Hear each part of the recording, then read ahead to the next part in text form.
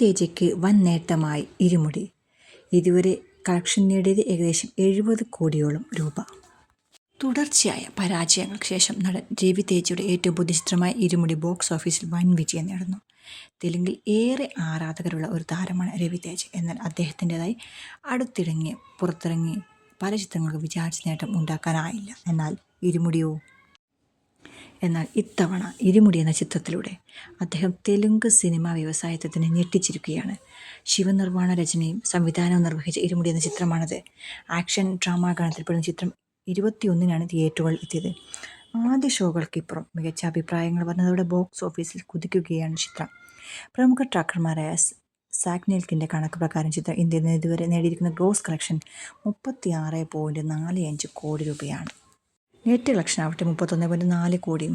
വിദേശ മാർക്കറ്റുകളിലേത് കൂടി ചേർത്ത് ആഗോള ബോക്സ് ഓഫീസിൽ നിന്ന് ചിത്രം ഇതുവരെ നേടിയിരിക്കുന്നത് 47.45 കോടിയാണ്. സോളോ ഹീറോയായി എത്തിയതിന് ശേഷം ഇതുവരെ ഏറ്റവും കളക്ഷൻ നേടിയ രവി തേജ ചിത്രം 2022 പുറത്തിറങ്ങിയ ധമാക്കായിരുന്നു. 84.7 കോടിയായിരുന്നു ചിത്രത്തിൻ്റെ ഫൈനൽ ആഗോള ഗ്രോസ്. ദിവസങ്ങൾക്കുള്ളിൽ ആ റെക്കോർഡ് ഇരുമുടി തകർക്കും എന്നാണ് പ്രതീക്ഷിക്കപ്പെടുന്നത്. സോളോ ഹീറോയായി ആദ്യ 100 കോടി ക്ലബിലേക്കുള്ള പ്രവേശനത്തിനും ഈ ചിത്രം രവി തേജയെ സഹായിക്കും.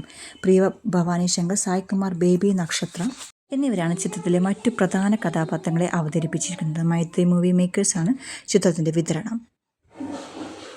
മൈത്രി മൂവി മേക്കേഴ്സിൻ്റെ ബാനറിൽ നവീൻ യർനേനിയും വൈ രവിശങ്കറും ചേർന്നാണ് ചിത്രം നിർമ്മിച്ചിരിക്കുന്നത്. ഗുൽഷൻ കുമാറും ഭൂഷൺ കുമാറും ടി സീരീസ് ഫിലിംസ് ചേർന്നാണ് ചിത്രം അവതരിപ്പിച്ചിരിക്കുന്നത്. ജി വി പ്രകാശ് കുമാറാണ് സംഗീത സംവിധായകൻ.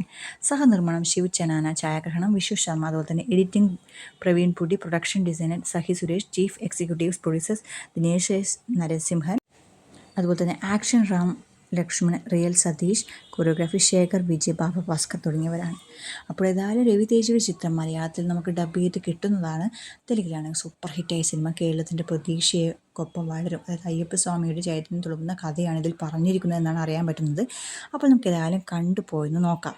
അപ്പോൾ ഈ വീഡിയോ ഇഷ്ടമെങ്കിൽ ലൈക്ക് ചെയ്യുക, കമൻറ്റ് ചെയ്യുക, ഷെയർ ചെയ്യുക. കൂട്ടത്തിൽ അയ്യപ്പസ്വാമിയെയും കേരളത്തെയും കൂടുതൽ ഇഷ്ടപ്പെടുന്നവർ ഈ സിനിമ പോയി കാണാൻ മറക്കല്ലേ. പ്രധാന ലൊക്കേഷനുകളിലാണ് അയ്യപ്പസ്വാമിയുടെ ഈ ചിത്രം ഇരുമുടി എന്ന തലക്കെട്ടോടുകൂടി വന്നിരിക്കുന്നത്.